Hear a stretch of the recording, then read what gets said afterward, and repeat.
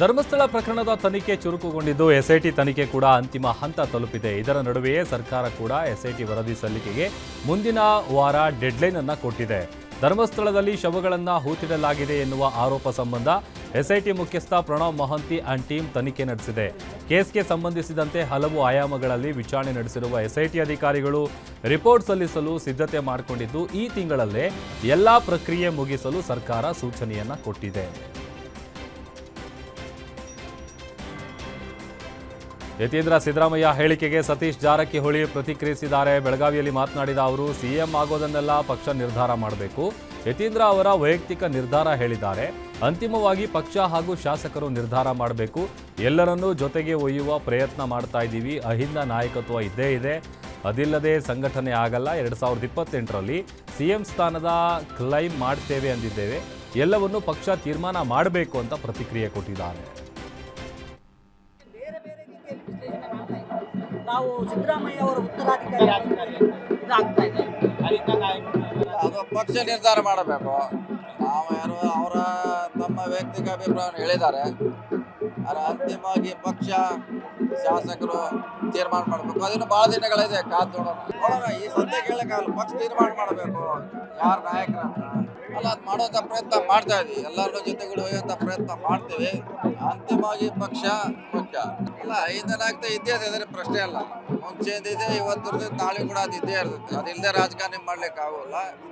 ಅದು ಈಗೆಲ್ಲಾನು ಇವತ್ತೇ ಜೋಡಿಸ್ಲಿಕ್ಕೆ ಆಗೋಲ್ಲ, ಕಾಯ್ಬೇಕಷ್ಟೇ. ನಾವು ಹೇಳಿರಲ್ಲ 28 ಕ್ಲೇಮ್ ಅಂತ ಹೇಳಿರಲ್ಲ, ಅದು ಹೇಳಿದಿಲ್ಲ ಕ್ಲೇಮ್ ಮಾಡ್ತೀವಿ ಅಂತ ಹೇಳಿದೀವಿ. ಅದು ಅಂತಿಮವಾಗಿ ಪಕ್ಷ ತೀರ್ಮಾನ ಮಾಡಬೇಕು. ಎಲ್ಲಾನು ಇವತ್ತು ಕಾಗ್ದೆಯಲ್ಲಿ ನಿರ್ಣಯ ಮಾಡ್ಲಿಕ್ಕೆ ಆಗೋಲ್ಲ. ಇನ್ನೂ 30 ತಿಂಗಳಿದೆ. ನಂತರ ಏನೇ ಬೆಳವಣಿಗೆ ಆಗತ್ತೆ, ಪಕ್ಷ ಶಾಸಕರು ಹವಾಮಾನ ವಾತಾವರಣ ಮೇಲೆ ಎಲ್ಲ ಡಿಪೆಂಡ್ ಆಗತ್ತೆ. ನೋಡಿ, ಅವ್ರು ಹೇಳಿದ ಯಾದಗಿರಿಯಲ್ಲಿ ಆರ್ಎಸ್ಎಸ್ ವಿರುದ್ಧ ಹೋರಾಟದ ಕಿಚ್ಚು ಹೆಚ್ಚಾಗಿದ್ದು, ಶಹಾಪುರದಲ್ಲಿ ದಲಿತ ಸಂಘಟನೆ ಹೋರಾಟ ನಡೆಸಿ ಪ್ರತಿಭಟನೆ ನಡೆಸಿದ್ದಾರೆ. ಮೈಸೂರಿನ ಉರಿಲಿಂಗ ಪೆದ್ದಿಮಠದ ಜ್ಞಾನಪ್ರಕಾಶ್ ಸ್ವಾಮೀಜಿ ನೇತೃತ್ವದಲ್ಲಿ ಪ್ರತಿಭಟನೆ ನಡೆದಿದ್ದು, ಸಚಿವ ಪ್ರಿಯಾಂಕ್ ಖರ್ಗೆ ಅವರಿಗೆ ಬೆದರಿಕೆ ಹಾಕಿದ ಆರೋಪಿಗೆ ಬಂಧಿಸಿ ಕಠಿಣ ಶಿಕ್ಷೆ ನೀಡಬೇಕು ಅಂತ ದಲಿತ ಸಂಘಟನೆ ಆಕ್ರೋಶ ಹೊರಹಾಕಿದ್ದಾರೆ. ಈ ವೇಳೆ ಆರ್ಎಸ್ಎಸ್ ನಿಷೇಧ ಮಾಡುವಂತೆ ಹೋರಾಟಗಾರರು ಘೋಷಣೆ ಕೂಗಿದ್ದಾರೆ.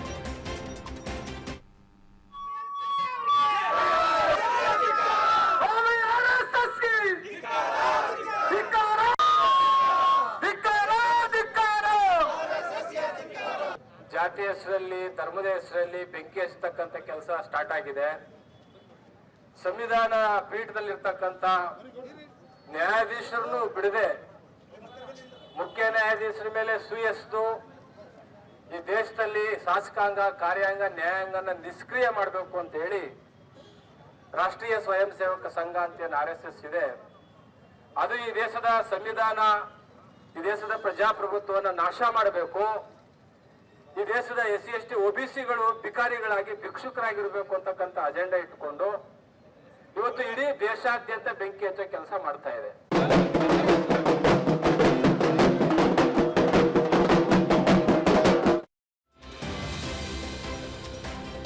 ಆರ್ಎಸ್ಎಸ್ನ ಪ್ರಮುಖರು ಪ್ರಧಾನಿ ಮೋದಿ ವಿರುದ್ಧ ಅವಹೇಳನಕಾರಿ ಪೋಸ್ಟ್ ಹಾಕಿದ್ದಾರೆ. ರಾಯಚೂರು ಜಿಲ್ಲೆ ಲಿಂಗಸ್ಕೂರು ಪಟ್ಟಣದ ವ್ಯಕ್ತಿಯಿಂದ ಕೃತ್ಯ ನಡೆದಿದೆ ಅನ್ನೋ ಆರೋಪ ಕೇಳಿಬಂದಿದೆ.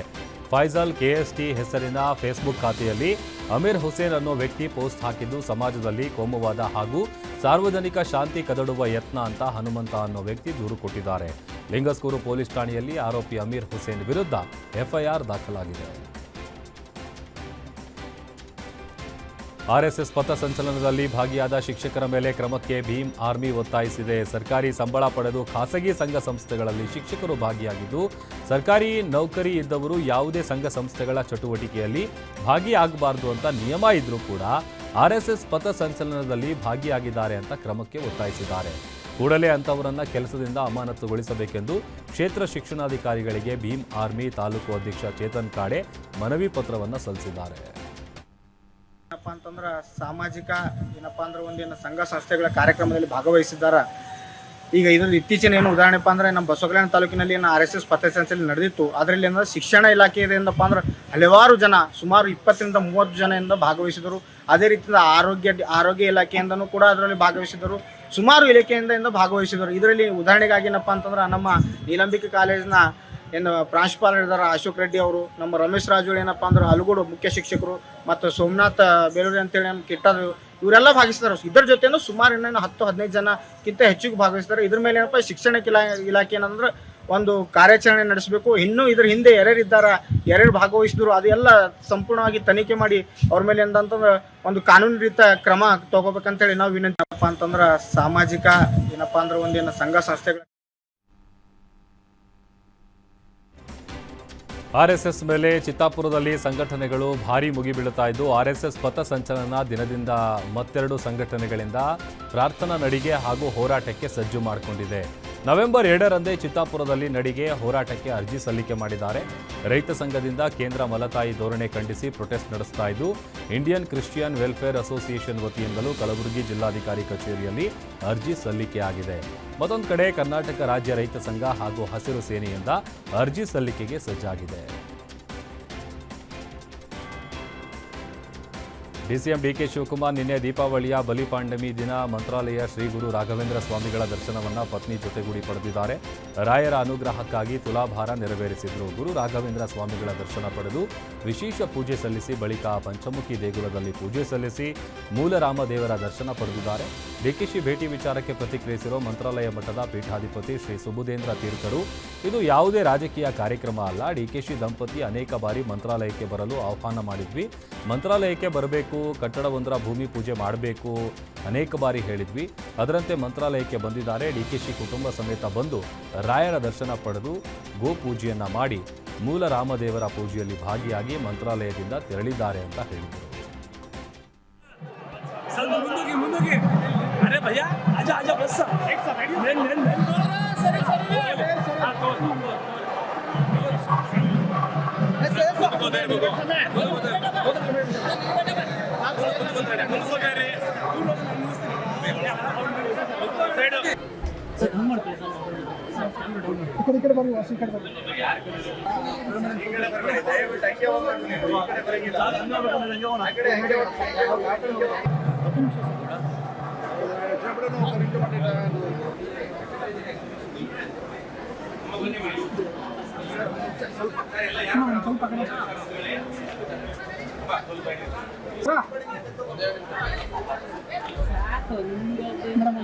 ಇದಕ್ಕೆ ಯಾವುದೇ ರಾಜಕೀಯ ಹಿನ್ನೆಲೆ ಇಲ್ಲ, ಮತ್ತು ಯಾವುದೇ ಒಂದು ರಾಜಕೀಯ ಹಿನ್ನೆಲೆಯಲ್ಲಿಯೂ ಕೂಡ ಅವರು ಮಂತ್ರಾಲಯಕ್ಕೆ ಬರಲಿಲ್ಲ.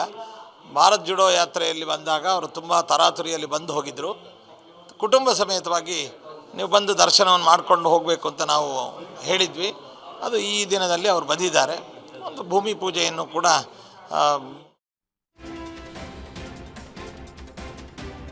ರೈತರ ಸಮಸ್ಯೆ ಆಲಿಸದ ಜಿಲ್ಲಾಡಳಿತದ ವಿರುದ್ಧ ರೈತರು ಆಕ್ರೋಶ ವ್ಯಕ್ತಪಡಿಸಿದ್ದಾರೆ. ರಾಮನಗರದ ಡಿಸಿ ಕಚೇರಿ ಎದುರು ರೈತ ಸಂಘಟನೆಗಳಿಂದ ಪ್ರತಿಭಟನೆ ನಡೆಯಿತು.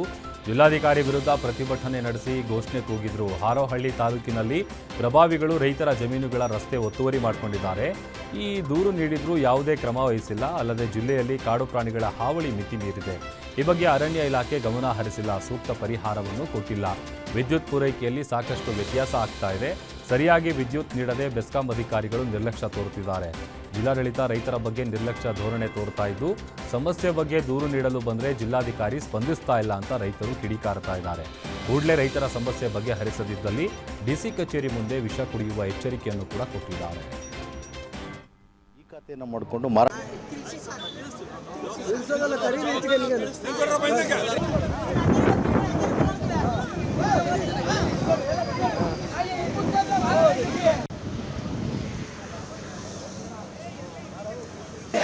ರೈತ ಮಹಿಳೆಯರಿಗೆ ಬೇಕು, ಬೇಕೇ ಬೇಕು.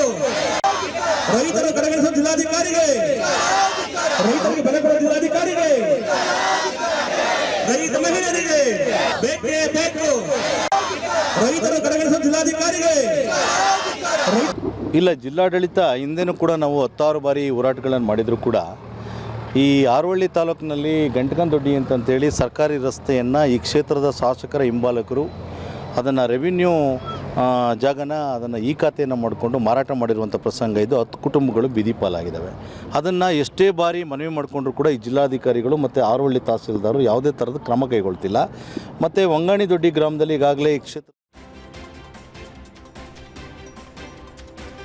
ಬೆಳಗಾವಿ ಜಿಲ್ಲೆಯ ಚಿಕ್ಕೋಡಿ ಪಟ್ಟಣದಲ್ಲಿ ರಸ್ತೆ ತಡೆದು ರೈತ ಮುಖಂಡರು ಪ್ರತಿಭಟಿಸಿದ್ದಾರೆ. ಸಕ್ಕರೆ ಕಾರ್ಖಾನೆ ಆರಂಭಕ್ಕೂ ಮುನ್ನ ಬೆಲೆ ನಿಗದಿ ಮಾಡುವಂತೆ ರೈತರು ಆಗ್ರಹಿಸಿದ್ದಾರೆ.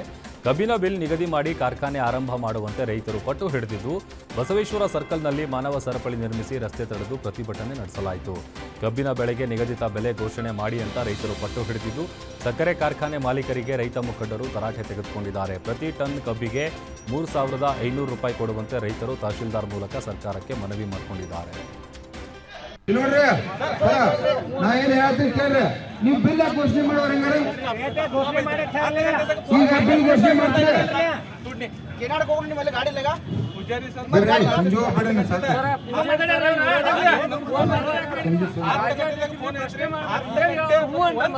ಈಗ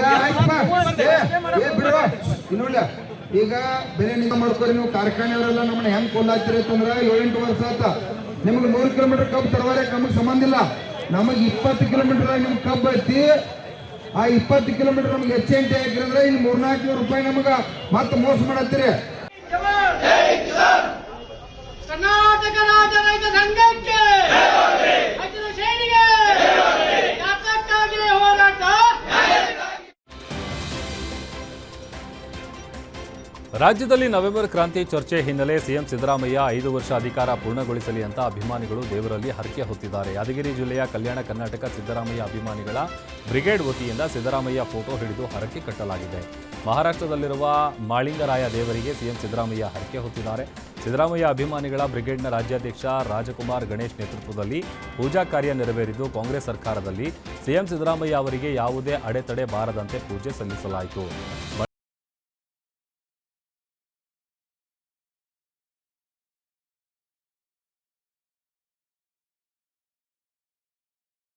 ರೈಲ್ವೆ ನಿಲ್ದಾಣದಲ್ಲಿ ಮಗುವನ್ನು ಅಪಹರಣಕ್ಕೆ ಯತ್ನಿಸಿದ ಘಟನೆ ಮೈಸೂರಲ್ಲಿ ನಡೆದಿದೆ. ರೈಲ್ವೆ ನಿಲ್ದಾಣದಲ್ಲಿ ತಾಯಿಯೊಂದಿಗೆ ಮಲಗಿದ್ದ ಮಗುವನ್ನು ಅಪಹರಿಸಲು ಯತ್ನಿಸಿದ 50 ವರ್ಷದ ವೃದ್ಧೆಯನ್ನ ಆರ್ಪಿಎಫ್ ಪೊಲೀಸರು ಬಂಧಿಸಿದ್ದಾರೆ. ವೃದ್ಧೆಯೊಬ್ಬರು ಮಗುವನ್ನು ಎತ್ತಿಕೊಂಡು ಹೋಗುತ್ತಿರುವ ದೃಶ್ಯ ಕ್ಯಾಮೆರಾದಲ್ಲಿ ಸೆರೆಯಾಗಿತ್ತು.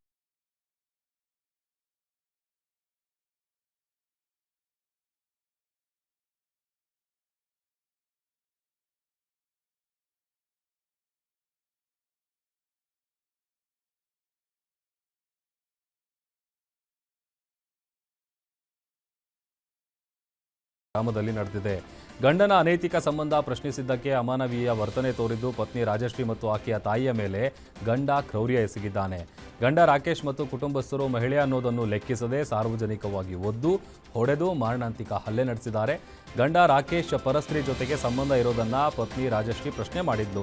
ಇದೇ ವಿಚಾರಕ್ಕೆ ಗಂಡ ಹೆಂಡತಿ ನಡುವೆ ಜಗಳ ಆಗ್ತಾ ಇತ್ತು. 4 ದಿನದ ಹಿಂದೆ ಇದೇ ವಿಚಾರಕ್ಕೆ ಗಲಾಟೆಯಾಗಿ ಹಲ್ಲೆ ನಡೆದಿತ್ತು.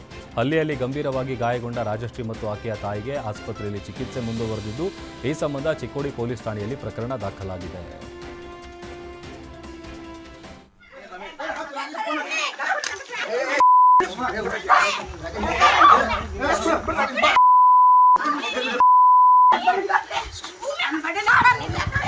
ಇಲ್ಲಿ ಬಾರ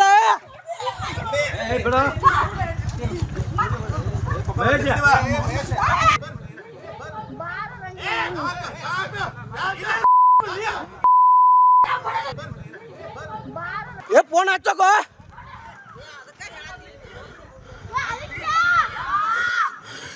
ಫೋನ್ ಹಚ್ಚ ನೋಡಲ್ಲ.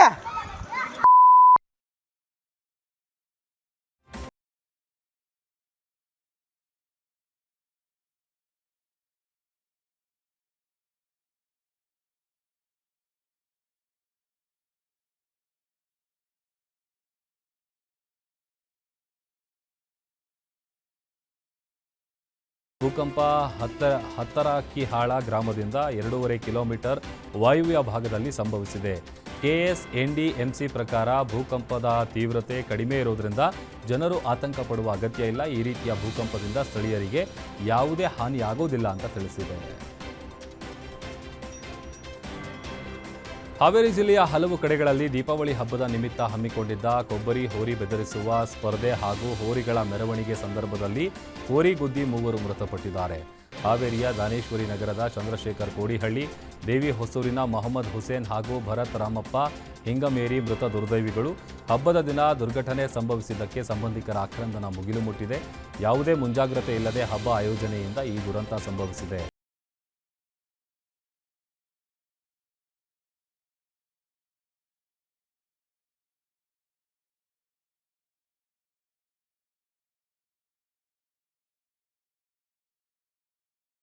ಸಂಭವಿಸಿದೆ.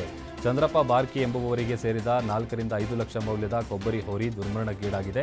ಇನ್ನು ಹಾವೇರಿ ಜಿಲ್ಲೆಯಲ್ಲಿ ಬಲಿಪಾಡ್ಯಮಿಯಂದು ಹೋರಿ ಬೆದರಿಸೋ ಸಾಂಪ್ರದಾಯಿಕ ಕ್ರೀಡೆ ನಡೆಸಲಾಗುತ್ತೆ. ಈ ವೇಳೆ ಅಖಾಡದಲ್ಲಿ ತಪ್ಪಿಸಿಕೊಂಡಿದ್ದ ಈ ಹೋರಿ ಎಲ್ಲೆಂದರಲ್ಲಿ ಓಡಿತು. ರೈಲ್ವೆ ಹಳಿ ಬಳಿ ಓಡುವಾಗ ಏಕಾಏಕಿ ರೈಲು ಡಿಕ್ಕಿ ಹೊಡೆದಿದೆ. ಈ ವೇಳೆ ಅರ್ಧ ತಲೆ ತುಂಡಾದ ಪರಿಣಾಮ ಹೋರಿ ಸ್ಥಳದಲ್ಲೇ ಜೀವ ಬಿಟ್ಟಿದೆ. ಘಟನಾ ಸ್ಥಳಕ್ಕೆ ರೈಲ್ವೆ ಪೊಲೀಸರು ಭೇಟಿ ನೀಡಿ ಪರಿಶೀಲನೆ ನಡೆಸಿದ್ದಾರೆ. ದೀಪಾವಳಿ ಹಬ್ಬದಂದು ಪೂಜೆ ಮಾಡಿ ನಿಲ್ಲಿಸಿದ್ದ ಟ್ರ್ಯಾಕ್ಟರ್ ಅನ್ನು ಖತರ್ನಾಕ್ ಖದೀಮರು ಹೊತ್ತೊಯ್ದಿದ್ದಾರೆ. ಚಿಕ್ಕಬಳ್ಳಾಪುರದಲ್ಲಿ ಘಟನೆ ನಡೆದಿದ್ದು, ಕಿರಣ್ ಎಂಬುವವರಿಗೆ ಸೇರಿದ ಟ್ರ್ಯಾಕ್ಟರ್ ಮತ್ತು ಟ್ರಾಲಿಯನ್ನ ಖದೀಮರು ಹೊತ್ತೊಯ್ಯುತ್ತಿರುವ ದೃಶ್ಯ ಸಿಸಿ ಕ್ಯಾಮೆರಾದಲ್ಲಿ ಸೆರೆಯಾಗಿದೆ. ದೀಪಾವಳಿ ಹಬ್ಬಕ್ಕೂ ಮುನ್ನ ಕಿರಣ್ ಟ್ರ್ಯಾಕ್ಟರ್ ಖರೀದಿಸಿದ್ರು. ಪ್ರಕರಣ ಹಿನ್ನೆಲೆ ಚಿಕ್ಕಬಳ್ಳಾಪುರ ನಗರ ಪೊಲೀಸ್ ಠಾಣೆಯಲ್ಲಿ ದೂರು ದಾಖಲಾಗಿದೆ.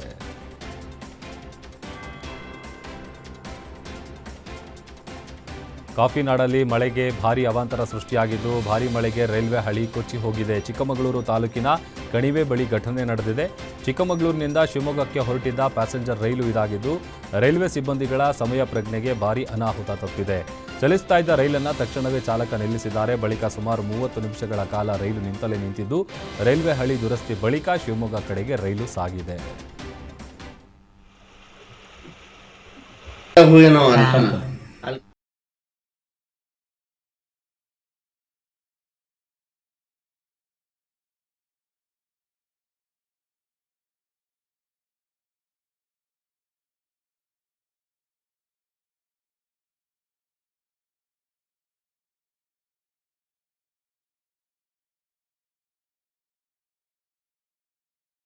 ಹೊಡೆದು ಚಾಲಕ ಪರಾರಿಯಾಗಿದ್ದಾನೆ. ಕಾರ್ ಡಿಕ್ಕಿ ಹೊಡೆದ ರಭಸಕ್ಕೆ ವೃದ್ಧ ಭೀಮಣ್ಣ ಸ್ಥಳದಲ್ಲೇ ಮೃತಪಟ್ಟಿದ್ದಾರೆ. ಅಪಘಾತದ ಭೀಕರತೆಯ ದೃಶ್ಯ ಸಿಸಿಟಿವಿಯಲ್ಲಿ ಸೆರೆಯಾಗಿದೆ. ಸ್ಥಳಕ್ಕೆ ಟ್ರಾಫಿಕ್ ಪೊಲೀಸರು ಭೇಟಿ ನೀಡಿ ಪರಿಶೀಲನೆ ನಡೆಸಿದ್ದಾರೆ. ಈ ಸಂಬಂಧ ಗಾಂಧಿಗಂಜ್ ಪೊಲೀಸ್ ಠಾಣೆಯಲ್ಲಿ ಪ್ರಕರಣ ದಾಖಲಾಗಿದೆ.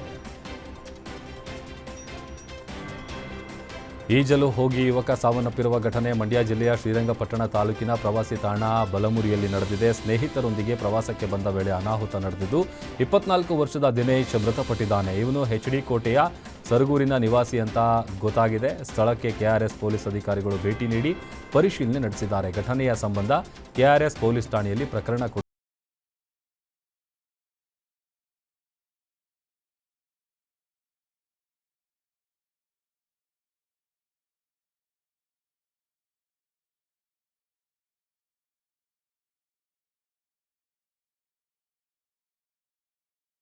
ಮೂಲಕ ನೀರು ತರಿಸಿ ಬಕೆಟ್ ಮೂಲಕ ಬೆಂಕಿ ನಂದಿಸಲು ಸ್ಥಳೀಯರು ಹರಸಾಹಸ ಪಟ್ಟಿದ್ದಾರೆ. ನಂತರ ತಡವಾಗಿ ಅಗ್ನಿಶಾಮಕ ದಳ ವಾಹನ ಬಂದಿದ್ದಕ್ಕೆ ಸ್ಥಳೀಯರು ಆಕ್ರೋಶ ಹೊರಹಾಕಿದ್ದಾರೆ.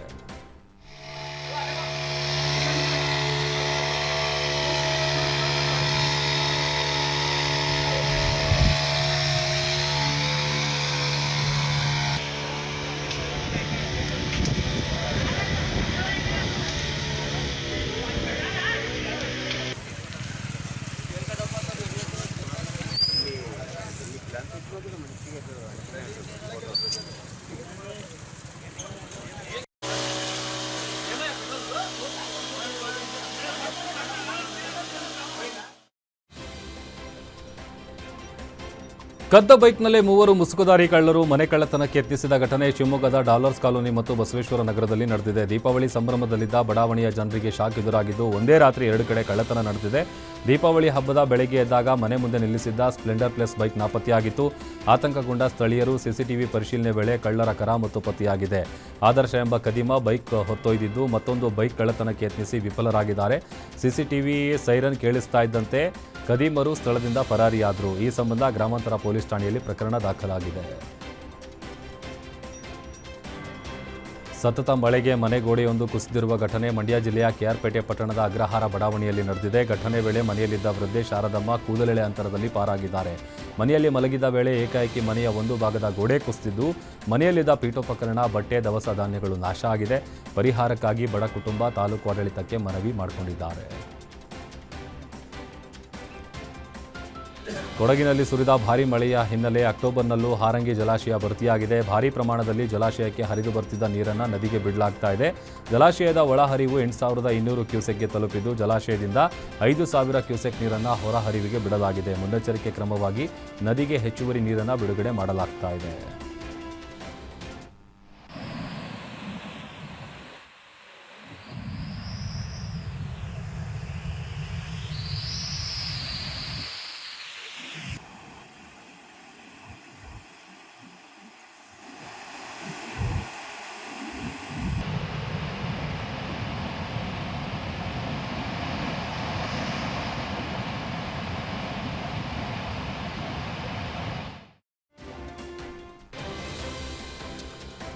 ಚಿತ್ರದುರ್ಗ ಜಿಲ್ಲೆಯಲ್ಲಿ ತಡರಾತ್ರಿ ಧಾರಾಕಾರವಾಗಿ ಮಳೆ ಅಬ್ಬರಿಸಿದೆ. ಜಿಲ್ಲೆಯಾದ್ಯಂತ ಗುಡುಗು ಮಿಂಚು ಸಹಿತ ಭಾರೀ ಮಳೆಯಾಗಿದೆ. ಬಿಟ್ಟು ಬಿಡದೆ ಸುರಿದ ಮಳೆಗೆ ವೇದಾವತಿ ನದಿ ತುಂಬಿ ಹರಿತಾ ಇದೆ.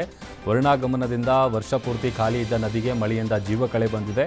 ಚಳ್ಳಕೆರೆ ತಾಲೂಕಿನ ಮೈಲನಹಳ್ಳಿ ಬಳಿ ವೇದಾವತಿ ನದಿ ತುಂಬಿ ಹರಿತಾ ಇದೆ. ಇತ್ತ ಭಾರೀ ವರ್ಷಧಾರೆಗೆ ಗಂಜಿಕೆರೆ ಗ್ರಾಮದ ಕೆರೆ ಕೋಡಿ ಬಿದ್ದಿದೆ. ಸತತ 3 ದಿನಗಳಿಂದ ಭಾರೀ ಮಳೆಯಾಗ್ತಿರೋ ಹಿನ್ನೆಲೆ ನೂರಾರು ಎಕರೆ ದಾಳಿಂಬೆ, ಅಡಿಕೆ, ತೆಂಗು, ಮೆಕ್ಕೆಜೋಳ ಸೇರಿ ಅಪಾರ ಬೆಳೆ ಹಾನಿಯಾಗಿದೆ. ವಿವಿ ಸಾಗರ ಹಿನ್ನೀರಿನ ಜನಜೀವನ ಅಸ್ತವ್ಯಸ್ತಗೊಂಡಿದೆ. ನೂರಾರು ಎಕರೆಯಲ್ಲಿ ಬೆಳೆದು ನಿಂತಿದ್ದ ಫಸಲು ಜಲಾವೃತಗೊಂಡಿದ್ದು ರೈತರು ಸಂಕಷ್ಟಕ್ಕೆ ಸಿಲುಕಿದ್ದಾರೆ.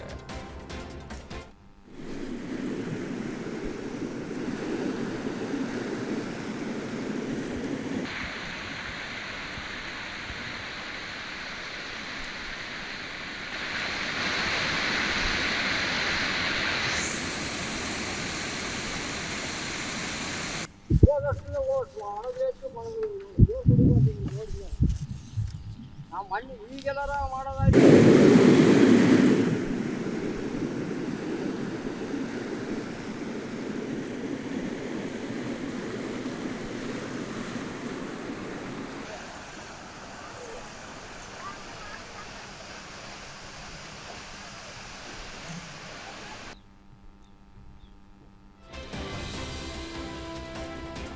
ಇನ್ನು ಧಾರವಾಡದಲ್ಲಿ ಮಳೆಯ ಅಬ್ಬರ ಮುಂದುವರೆದಿದ್ದು ಗಣಪತಿ ದೇವಸ್ಥಾನಕ್ಕೆ ಜಲ ದಿಗ್ಬಂಧನ ಎದುರಾಗಿದೆ. ಮಳೆಯ ಅಬ್ಬರದಿಂದ ರಸ್ತೆಗಳು ಕೆರೆಯಂತಾಗಿದ್ದು ಹುಬ್ಬಳ್ಳಿ ಧಾರವಾಡ ಬಿಆರ್ಟಿಎಸ್ ರಸ್ತೆ ಸಂಪೂರ್ಣ ಜಲಾವೃತಗೊಂಡಿದೆ. ಮಳೆಯಿಂದಾಗಿ ವಾಹನ ಸವಾರರು ಪರದಾಡ್ತಾ ಇದ್ದು ರಸ್ತೆ ದಾಟಲು ಸವಾರರು ಹರಸಾಹಸ ಪಟ್ಟಿದ್ದಾರೆ. ಚಿಕ್ಕಮಗಳೂರು ಜಿಲ್ಲೆಯಲ್ಲಿ ಸುರಿತಾ ಇರುವ ಮಹಾಮಳೆಗೆ ಕಾಫಿನಾಡು ಬಯಲುಸೀಮೆ ಅಕ್ಷರಶಃ ಅಲ್ಲೋಲ ಕಲ್ಲೋಲವಾಗಿದೆ. ಕಡೂರು ತಾಲೂಕಿನ ಹಡಗಲು ಗ್ರಾಮ ಸಂಪೂರ್ಣವಾಗಿ ಜಲಾವೃತಗೊಂಡಿದ್ದು ಡ್ರೋನ್ ಕ್ಯಾಮೆರಾದಲ್ಲಿ ಸರಿಯಾದ ದೃಶ್ಯಗಳು ರೈತರ ಬದುಕಿನ ಕರುಣಾಜನಕ ಸ್ಥಿತಿಯನ್ನು ಅನಾವರಣಗೊಳಿಸಿವೆ. 3-4 ದಿನಗಳಿಂದ ನಿರಂತರವಾಗಿ ಸುರಿತಾ ಇರುವ ದಾಖಲೆ ಮಳೆಯಿಂದ 2 ದಶಕಗಳ ನಂತರ ಬಯಲುಸೀಮೆ ಇದೀಗ ಕಂಗಾಲಾಗಿದೆ. ರಾತ್ರಿ ವೇಳೆ ಮಳೆರಾಯ ರೌದ್ರ ರೂಪ ತಾಳಿದ್ದು ತೋಟದ ಬೆಳೆಗಳು ಮತ್ತು ಆಹಾರ ಬೆಳೆಗಳು ಯಾವುದನ್ನೂ ಬಿಡದೆ ಸಂಪೂರ್ಣವಾಗಿ ಆವರಿಸಿಕೊಂಡಿದೆ. ಇದರಿಂದ ಚಿಕ್ಕಮಗಳೂರು ಚಿತ್ರದುರ್ಗ ಗಡಿ ಭಾಗದಲ್ಲಿರುವ ಹಡಗಲು ಗ್ರಾಮದ ರೈತರು ತಮ್ಮ ಬೆಳೆಗಳ ಸ್ಥಿತಿಯನ್ನು ಕಂಡು ತೀವ್ರ ಕಂಗಾಲಾಗಿದ್ದಾರೆ. ಆಹಾರ ಅರಸಿ ಗ್ರಾಮಕ್ಕೆ ಬಂದ ಚಿರತೆ ಬಾವಿಗೆ ಬಿದ್ದ ಘಟನೆ ಕನಕಪುರ ತಾಲೂಕಿನ ಕೆಂಪಯ್ಯನ ದೊಡ್ಡಿ ಗ್ರಾಮದಲ್ಲಿ ನಡೆದಿದೆ. ನಿತ್ಯ ಗ್ರಾಮದಲ್ಲಿ ನಾಯಿ ಸಾಕು ಪ್ರಾಣಿಗಳ ಮೇಲೆ ದಾಳಿ ಮಾಡ್ತಾ ಇದ್ದ ಚಿರತೆ ನಿನ್ನೆ ತಡರಾತ್ರಿಯೂ ಗ್ರಾಮಕ್ಕೆ ಬಂದು ಬಾವಿಯಲ್ಲಿ ಸಿಲುಕಿದೆ. ಬಾವಿಯಲ್ಲಿ ಚಿರತೆ ಗಮನಿಸಿದ ಗ್ರಾಮಸ್ಥರು ಅರಣ್ಯ ಇಲಾಖೆಗೆ ಮಾಹಿತಿ ನೀಡಿದ್ದು ಸ್ಥಳಕ್ಕೆ ಅರಣ್ಯ ಇಲಾಖೆ ಅಧಿಕಾರಿಗಳು ಕಾರ್ಯಾಚರಣೆ ನಡೆಸಿ ಚಿರತೆಯನ್ನು ಮೇಲೆತ್ತಿದ್ದಾರೆ. ಕ್ರೇನ್ ಸಹಾಯದಿಂದ ಬಾವಿಯೊಳಗೆ ಬೋನನ್ನು ಇಳಿಸಿ ಬಳಿಕ ಚಿರತೆ ರಕ್ಷಣೆ ಮಾಡಿ ಸುರಕ್ಷಿತ ಸ್ಥಳಕ್ಕೆ ರವಾನೆ ಮಾಡಿದ್ದಾರೆ.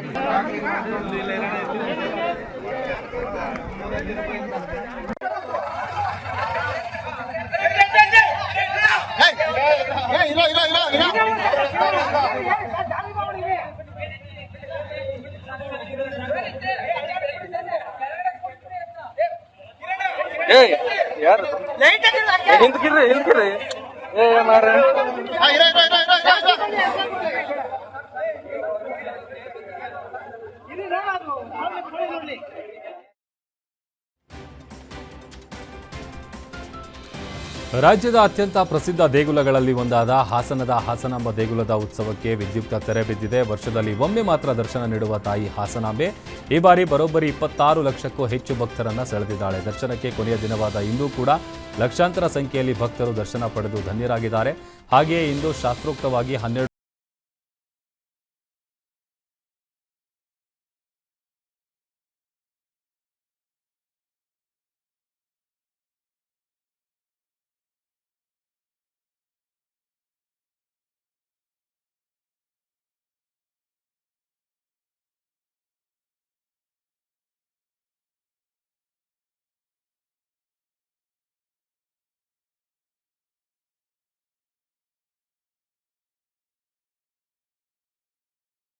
ತೆರಳುವ ಮಾರ್ಗದಲ್ಲಿ ಕಾಣಿಸಿಕೊಂಡಿರುವ ಜೋಡಿ ಚಿರತೆಗಳ ಫೋಟೋ ಇದೀಗ ಸೋಷಿಯಲ್ ಮೀಡಿಯಾದಲ್ಲಿ ವೈರಲ್ ಆಗ್ತಾ ಇದೆ. ಇನ್ನು ಚಿರತೆ ಪ್ರತ್ಯಕ್ಷವಾಗಿರೋ ಸುದ್ದಿ ತಿಳಿದು ರೈತರು, ವಾಯುವಿಹಾರಿಗಳು ಸೇರಿ ಪ್ರವಾಸಿಗರಲ್ಲಿ ಆತಂಕ ಹೆಚ್ಚಾಗಿದೆ. ಚಿರತೆ ಸೆರೆ ಹಿಡಿಯುವಂತೆ ಸ್ಥಳೀಯರು ಹಾಗೂ ವಾಯುವಿಹಾರಿಗಳು ಅರಣ್ಯ ಇಲಾಖೆಗೆ ಆಗ್ರಹಿಸಿದ್ದಾರೆ. ಚಿರತೆ ದಾಳಿಯ ಅನಾಹುತಕ್ಕೂ ಮೊದಲೇ ಅರಣ್ಯ ಇಲಾಖೆ ಎಚ್ಚೆತ್ತುಕೊಳ್ಳಿ ಅಂತ ಮನವಿ ಮಾಡಿದ್ದಾರೆ. ಕಿತ್ತೂರು ರಾಣಿ ಚೆನ್ನಮ್ಮ ಅವರ ಜಯಂತಿ ಹಿನ್ನೆಲೆ ಇಂದು ನಗರದ ಹಲವೆಡೆ ಮೆರವಣಿಗೆ ಮಾಡಲಾಯಿತು. ವೀರಶೈವ ಪಂಚಮಸಾಲಿ ಮುಖಂಡರು ಸೇರಿದಂತೆ ನೂರಾರು ಮಹಿಳೆಯರು, ಯುವಕರು, ಸಮಾಜದ ಮುಖಂಡರು ಮೆರವಣಿಗೆಯಲ್ಲಿ ಭಾಗವಹಿಸಿದರು. ವೀರ ವನಿತೆ ಚೆನ್ನಮ್ಮನ ಬಗ್ಗೆ ಘೋಷಣೆ ಕೂಗುತ್ತಾ ಮೆರವಣಿಗೆ ನಡೆಸಿದರು.